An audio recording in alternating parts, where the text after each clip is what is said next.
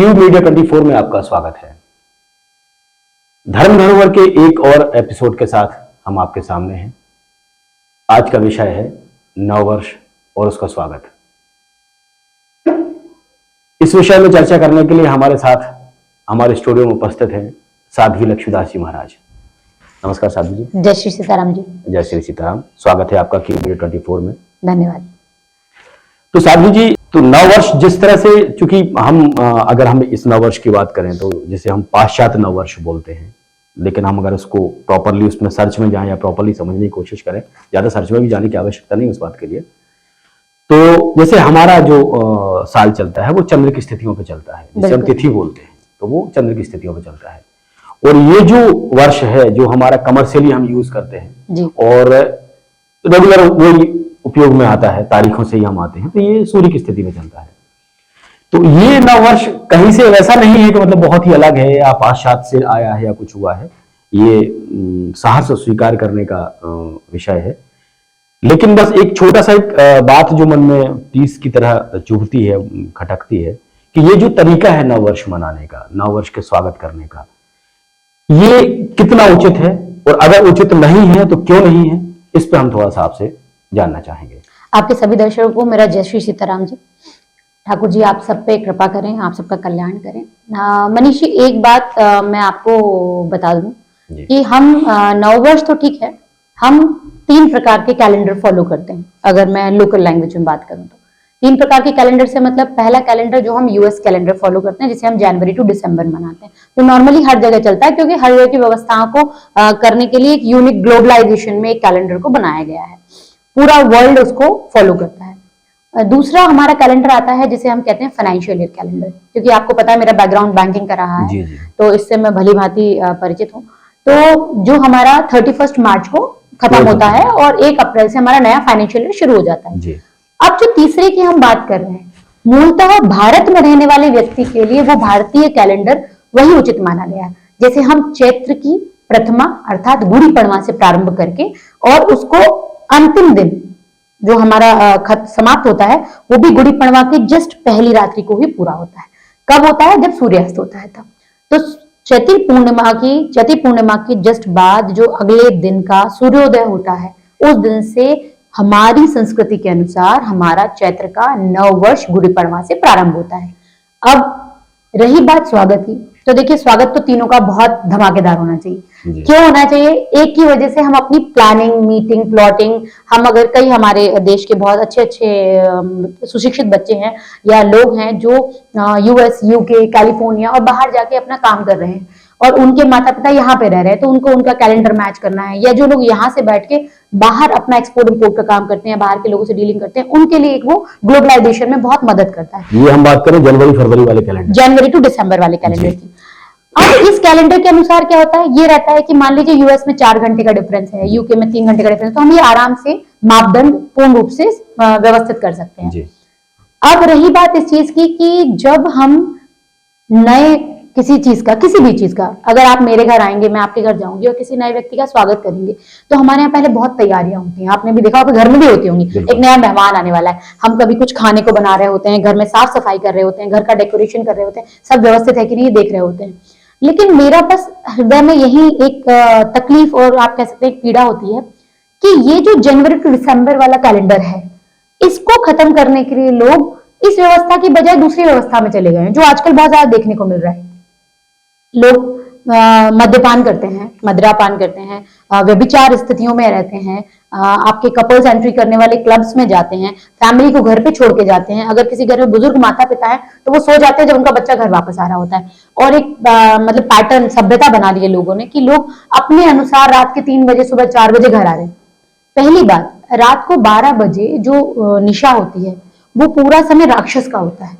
उस समय पे अगर आप अपने पुराने समय को याद करेंगे तो स्मरण मुझे जहां तक आता है, हमारे दादा दादी, नाना नानी ये सब कहते थे कि रात्रि में राक्षस, चुड़ैल ये लोग भ्रमण करते हैं, ये लोग अपनी व्यवस्थाओं में रहते हैं, सारे गलत काम रात में ही किए जाते हैं। तो रात को 12 बजे का ये जो ट्रेंड है, ये कैसे संभव है? तो मेरा नया साल तो सुबह प्रातः सूर्य की पहली किरण के साथ ही आएगा जब मेरी सुबह होगी। तो मेरी सुबह हो कब रही है आपको पता है? मेरी सुबह हो रही है दिन में 3 बजे। क्यों? मेरा रात का हैंगओवर ही नहीं उतरा। अब मैं कैसे स्वागत करूं मेरे मेहमान का जो 365 दिन मेरे साथ रहने वाला है। और फिर मेरा मेहमान जो मुझे जिस स्थिति में देख रहा है, मैंने जिस स्थिति में अपना डोर ओपन किया है वेलकम करने के लिए, उसी स्थिति में वो मुझे कहते हैं first impression is the last impression. पहला आपका जो पहली परिवार बनेगी, जो पहली आभा बनेगी, वही आपके आभा मंडल को अगले समय तक सुशोभित करेगी। तो व्यक्ति को जैसे आपका गेट खुला और आपके सामने जब नया वर्ष खड़ा हुआ है आपका स्वागत करने, आपको बहुत सारी ब्लेसिंग्स, बहुत सारा आशीर्वाद देने, तो अचानक से वो क्या देखता है कि ये नशेड़ी है, इसके पर पुरुष या परिस्थिति संबंध है, इसका घर के प्रति कोई दायित्व नहीं है, ये अपने बच्चों के लिए जिम्मेदार नहीं है, ये अपने वृद्धों के लिए जिम्मेदार नहीं है, तो मैं इसे जो देने आया था वो तो इसके लिए उपयोगी है ही नहीं, ना खुशहाली ना संपन्नता, क्योंकि ये तो इससे कोसों दूर है। और इसी कारण जब लोग पूरे पूरे वर्ष तकलीफ में रहते हैं, कष्ट में रहते हैं, पीड़ा में रहते हैं, परेशान होते हैं, तो फिर वो हम जैसे साधु संतों को ढूंढते हैं कि हमारा कल्याण कीजिए। कल्याण करना तो आपके हाथ में ही है। आप मतलब कितनी सटीक बात है कि नववर्ष की शुरुआत, जिसे साध्वी जी ने बताया कि 3 तरह के नववर्ष होते हैं, 3 तरह के कैलेंडर्स को हम लोग फॉलो करते हैं। पहला कैलेंडर जो यही माना जाता है जनवरी से लेकर दिसंबर तक का, तो वो कैलेंडर जो ग्लोबलाइज मतलब वैश्विक लेवल पे जो कि स्थापित है, जिस कैलेंडर के सपोर्ट से पूरे विश्व की व्यवस्थाओं को समायोजित किया जाता है, वो कैलेंडर चूंकि सूर्य की व्यवस्थाओं को भी दिखाता है, दिन और रात की जो सारी सिस्टम है वो सूर्य का उसी हिसाब से चलता है। तो उस कैलेंडर की शुरुआत, उस कैलेंडर के हिसाब से नववर्ष की शुरुआत अगर हम बेहोशी की स्थिति में करते हैं या ऐसी किसी स्थिति में करते हैं जो लाइक हम व्यभिचार कर रहे हैं या कुछ और व्यवस्थाओं के बीच में करते हैं, तो हमारी जो प्रस्तुति है, हमारी संस्कृति के हिसाब से हमारी जो प्रस्तुति है वो बहुत नेगेटिव जाती है। बिल्कुल। तो जब हमारी ये प्रस्तुति बहुत नेगेटिव नववर्ष के सामने जाएगी, हमारे नए मेहमान के सामने जाएगी, तो वो हमारे प्रति कितना जिम्मेदार बनेगा? बिल्कुल बिल्कुल नहीं बनेगा। वो नया साल आपको देने खुशहाली आता है, क्योंकि इसीलिए उसे नया कहते हैं कि अब जीवन में जो पुराना हो गया है उसमें क्या नया होगा। और हम, मुझे जहां तक लगता है, जब घर में नए कपड़े आते हैं या हमारे घर नई गाड़ी आती है तो नई चीज खुशहाली देती है, हैप्पीनेस देती है। तो नया साल तो हमें इतनी सारी खुशहाली, इतनी सारी खुशियां देने आया है हम, लेकिन उसके स्वागत में कई बार हम दूसरों घर में अपना सुबह कर रहे होते हैं जी, कई बार दूसरे हमारे घर में अपनी प्रार्थना कर रहे होते हैं, कई बार लोगों की व्यवस्थाएं ऐसी होती हैं। ये सब व्यवस्थाएं कैसे हैं उसका भी एक बहुत बड़ा कारण है। हम लोग भारत को भारत नहीं रहने देना चाहते। हम भारत में ये कह के कि हम मॉडर्न हो गए हैं, मतलब इस तरह के काम करके भारत को भारत, हाँ, हम भारत को भारत नहीं रहने दे, मतलब भारत की व्यवस्थाओं से हम संतुष्टि नहीं जी। हम भारत में रह रहे हैं, हम भारतीय हैं, लेकिन हम भारत से संतुष्टि नहीं।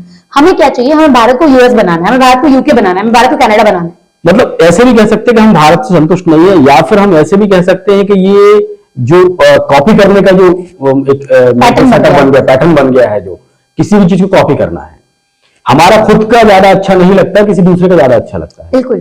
तो मतलब ये जो संस्कृति है हमारी संस्कृति नहीं है, बिल्कुल नहीं है। इस तरह से नए वर्ष का स्वागत करना, क्योंकि जो हम अगर सनातन के हिसाब से बात करते हैं, गुड़ी पड़वा मतलब कि हम माँ शक्ति की आराधना से शुरुआत करते हैं। बिल्कुल। तो कहीं ना कहीं इसी तरह की व्यवस्थाओं से हमें नववर्ष की शुरुआत करना चाहिए, यही आप कहना चाहते हैं? हमारा एक सबसे बड़ा उदाहरण है इसमें लेके मद्यपान जी। हमारी सभ्यता संस्कृति तो छोड़िए, परिवार में निषेध होता है। जो व्यक्ति ये कर रहा होता है, हमारे यहाँ पुराने बुजुर्ग कहते थे ये राक्षस है। ठीक बात। ऐसे ही राक्षस नहीं कहा जाता। देवता एक व्यवस्था में है, राक्षस एक व्यवस्था में है, गण एक व्यवस्था में, मनुष्य एक व्यवस्था में है। जब कोई हमें हमारे कृत्यों के कारण, हमारे व्यवहार के कारण अगर राक्षस उपाधि दे दे, तो मतलब वो कृत्य बहुत ही गलत हो गया। आजकल इसे लोगों ने फैशन में क्यों डाला है? सिर्फ कॉपी करके, जो आपने कहा, लेकिन वो कहते हैं ना, नकल करने के लिए भी अकल की जरूरत होती है। तो हम सिर्फ देख के उसे अपना रहे हैं, लेकिन हम उसका अच्छा बुरा परिणाम नहीं देख रहे हैं।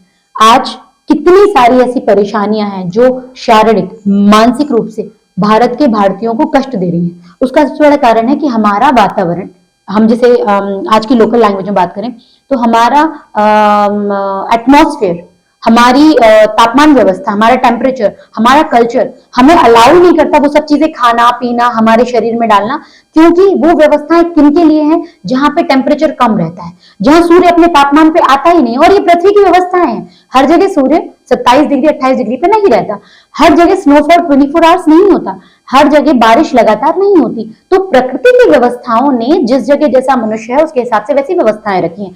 जैसे बाहर के लोगों का नॉनवेज खाना इसलिए जरूरी है, उनको अपनी इम्यूनिटी स्ट्रांग करनी है, तो वो व्यक्ति इसलिए स्ट्रांग करना चाहता है कि वहां पर तापमान ठंडा रहता है, उसको गर्मी अगर अपने शरीर में लानी है ताकि वो निरोगी काया रख सके, उसके लिए आवश्यक है। हम यदि कोई चीज को अत्यधिक मात्रा में शरीर में ले आएंगे तो वो हमें नुकसान ही देगी।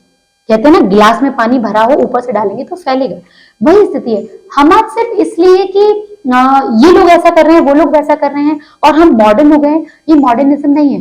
मॉडर्निज्म का एक सिंपल आशय है खुद को डेवलप करना। जैसे हमारे फोन अपग्रेड होते हैं, आपने देखा होगा, यहाँ हम अपग्रेड नहीं हो रहे हैं, इससे हम डिग्रेड हो रहे हैं। क्योंकि हर संस्कृति, हर व्यवस्था भारत को भारत से विश्व गुरु बनाने तक की जो प्रक्रिया है उसमें सहायता नहीं कर सकती, क्योंकि कुछ चीजें कम दर्जे की है, कुछ चीजें उच्च दर्जे की है। हम क्या अपना रहे हैं ये हम पे निर्भर करता है। एक भारतीय वो है जिसे हम सब नरेंद्र मोदी के नाम से जानते हैं, एक भारतीय वो भी है जिसको हम जानते ही नहीं है दोनों भारतीय हैं, दोनों इंसान, दोनों 24 घंटे में अपना जो कार्य उनको दिया गया है वो कर रहे हैं। लेकिन ऐसा क्यों? सिर्फ ये कि उनने जिस व्यवस्थाओं को अपनाया था उनको अपनाया, आपने जिनको अपनाना था अपनाया, हमने जिनको अपनाना था अपनाया, जिनको जैसे अपनाना है वैसे अपनाया। ये सिर्फ अपनाने का एक माध्यम है। मतलब ये है कि आपके कथन अनुसार के व्यवस्थाएं गलत नहीं है, लेकिन हम अपनी परिस्थितियों को, हम अपनी संस्कृति को और हम अपनी प्राकृतिक व्यवस्थाओं को देखकर चलें। बिल्कुल। मतलब आज अगर हम देखें कि ड्रिंक करना है या नॉनवेज खाना है तो हमारी संस्कृति में नहीं है, क्योंकि हमारी प्राकृतिक आवश्यकताएं नहीं है। और अगर हम वो करते हैं तो हम कहीं ना कहीं शारीरिक भी उसका नुकसान उठाएंगे। बिल्कुल, मानसिक तो उठा ही रहे हैं, शारीरिक नुकसान भी उठाएंगे। और वही कहीं ना कहीं कारण है कि हमें अपनी मतलब नववर्ष की शुरुआत उस तरह से नहीं करना चाहिए। यदि आपको करना ही है, मान लीजिए आपको यज्ञ हवन नहीं आते जी, आप बहुत ज्यादा पूजा पाठ नहीं करते, कोई बात नहीं, 5 मिनट आप खुद के लिए दीजिए, बैठिए, खुद के ऊपर विचार कीजिए कि मुझे इस नववर्ष में क्या करना है। हाँ, मैं उसी सवाल पे आने वाला था कि ठीक है, हम क्लब में जाके पार्टियां करके, डीजे बजा के, नॉनवेज खा के, किसी अन्य परिस्त्री के साथ या पर पुरुष के साथ संबंध बना के नववर्ष नहीं मनाए, ये तो बात ठीक है, समझ में आ जाती है। सनातन संस्कृति के हिसाब से नववर्ष कैसे मनाएं, उसी सवाल पर मैं आ रहा था जो आपने शुरू किया, तो उसको थोड़ा सा आप प्रॉपरली डिफाइन करके बताएं कि अगर हम बहुत सारे सिस्टम में नहीं जाना चाहते है ना, तो हम सरलता से कैसे सनातन संस्कृति के हिसाब से नववर्ष का स्वागत करें, जो हम मतलब हमारे परिवार के लिए, हमारे लिए पूरे वर्ष शुभ लेकर आए। बिल्कुल। देखिए, 2 चीजें हैं। जैसे त्योहार, कोई भी त्योहार हो, दिवाली हम जैसे मनाते हैं, हम हमेशा सोचते हैं हम भले ही 10 जगह रहते हैं परिवार के लोग, दिवाली पे हम सब संगठित हो, ताकि लक्ष्मी जी का आगमन जब हो रहा है तो हम उनका स्वागत अच्छे से कर पाए, जिसमें छोटे से लेके बड़े तक का हर आयु का व्यक्ति सम्मिलित हो पाए। बिल्कुल इसी तरह नववर्ष को भी हमें स्वागत करना चाहिए। चाहे आप 31 दिसंबर वाली बात करो, चाहे आप 31 मार्च वाली बात करो, चाहे आप गुड़ी पड़वा वाली बात करो, सनातन में 2 ही चीजें हैं जो सनातन की शक्ति है। पहली चीज परिवार, दूसरी चीज संस्कार। अगर मैं कोई भी ऐसा काम करूं जो मेरे घर के सबसे छोटे सदस्य से लेके मेरे घर का सबसे वृद्ध मूर्ति उसमें सहभागिता दे सके, आप ध्यान के लिए बैठिए, आप पूजन के लिए बैठिए, आप आरती करिए, सुबह बढ़िया स्वच्छ कपड़ों में स्नान करके आप तैयार होइए, ठाकुर जी को प्रणाम कीजिए, ईश्वर को धन्यवाद दीजिए कि उसने आपको, जैसे हम 2023 से 2024 में जा रहे हैं, 2024 में लाने के लिए आपको यहाँ तक सहयोग किया। कितने लोग हैं जिन्होंने 2023 में अपना देह त्याग दिया? तो ये हमें धन्यवाद देने वाली बात। हमारे कई ऐसे लोग हैं जो अपने घर में ये आयोजन करते हैं, तो ये भी धन्यवाद देने वाली बात है कि ईश्वर की कृपा से आप अपने घर में हैं, आप किसी किराए के मकान में नहीं है या आप किसी और क्या नहीं रह रहे हैं, आप अपने सारे परिवार के साथ संगठित होकर एक ही स्थान पर हैं। तीसरी चीज, ठाकुर जी को प्रणाम करके उनको बढ़िया नए स्वच्छ कपड़े पहनाइए, मंदिर में अच्छा साफ सफाई कीजिए, आरती की तैयारी कीजिए, सब लोग साथ मिलकर आरती कीजिए। आपको लगता है कि नहीं आपको अपने परिवार के साथ ध्यान करना चाहिए, आप ध्यान कीजिए। आपको लगता है कि यज्ञ हवन यदि करना चाहिए, कोई बात नहीं, आप नैवेद्य का सुंदर सा भोग मिष्ठान बनाइए। नहीं आती आपको पूजा पाठ, हम मानते हैं सब ब्राह्मण परिवार से नहीं है, तो उस स्थिति में आप बड़ी अच्छा कहते हैं 56 भोग, जिन्हें हम कहते हैं 56 भोग ना सही, 5 प्रकार के व्यंजन आप बनाइए, ठाकुर जी को नैवेद्य का भोग लगाइए, उनको प्रसन्नता से जो खिलाएंगे फिर उसको प्रसादी के स्वरूप में पाइए। उसके बाद आप देखिए अपने आप शरीर में जो है, जब ईश्वर का प्रसाद आपके शरीर पर ग्रहण करेगा, अपने आप शरीर में एक नई ऊर्जा का संचार होता है जो कि बहुत सकारात्मक होता है। दूसरी बात, आप कहीं कुछ नहीं कर पा रहे हैं, बहुत सारे बच्चे हमारे जो पढ़ने के लिए बाहर रह रहे हैं, जिनके साथ परिवार नहीं है, कोई बात नहीं, आप कम से कम अपने दिन की शुरुआत सकारात्मक विचार के साथ तो कर सकते हैं कि मैं इस नए साल में कोई एक ऐसा काम करूंगा जिस काम से मेरे कारण किसी का कभी कोई दिल नहीं दुखेगा, किसी को कोई पीड़ा नहीं होगी, किसी को हृदय में कोई तकलीफ नहीं होगी। ये प्रण लेके आप शुरुआत कीजिए। आप कोई ऐसा कार्य नहीं करेंगे जिससे आपके किसी भी अपने के आंख में आंसू आए। ये सब सकारात्मक व्यवस्था है। हम नहीं कह रहे बहुत बड़े बीड़े उठाइए कि मैं 1 साल में अपना घर, बंगलो, महल, अटारी बना लूंगा, कार खरीद लूंगा। नहीं, बहुत छोटी सी चीज है। कहते हैं छोटे से तिनका तिनका इकट्ठा करके व्यक्ति अपना महल बना लेता है। बिल्कुल सही बात। छोटी सी सोच आपको बदलने के लिए एक प्रेरणा बनती है। तीसरी बात, अगर मान लीजिए आप कहीं ऐसी व्यवस्था में हैं जहां पे आप यात्रा कर रहे हैं, कई लोग होते हैं जो 1 तारीख को यात्रा कर रहे होते हैं, अगर आप यात्रा में हैं, आपको जब समय मिले, जिस समय मिले 10 मिनट खुद को हाथ मुंह धोइए, बैठिए, नहीं हो पा रहा है स्नान, कोई बात नहीं, ईश्वर को मन से स्मरण कीजिए, उनको धन्यवाद दीजिए और उनको ये बताइए कि आप मेरा मार्गदर्शन कीजिए कि मैं अगले वर्ष और क्या ऐसा कर सकता हूं जिससे मेरे कारण किसी को कष्ट ना हो और मेरे कारण जिसको भी हो उसको सुख की अनुभूति। ये तीनों विषय ऐसे हैं जो बहुत छोटे से हैं, इनको करना बहुत बड़ी बात नहीं है।